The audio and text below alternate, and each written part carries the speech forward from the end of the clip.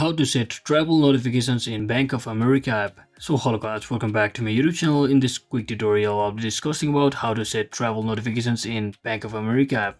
So first thing first, just head over to your Play Store or App Store and make sure you have successfully downloaded and installed the Bank of America application, and also make sure that you have successfully logged into your account.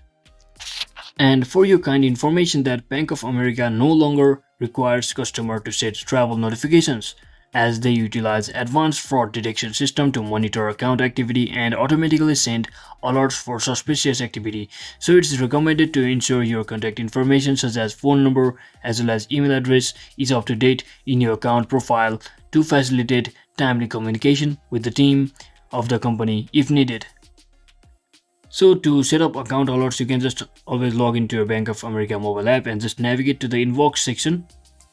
And from over there, you can just choose quick setup to automatically enroll in essential alerts, including those for unusual card activity. Alternatively, you can just select custom setup and choose the account for which you want to select or set the alerts for.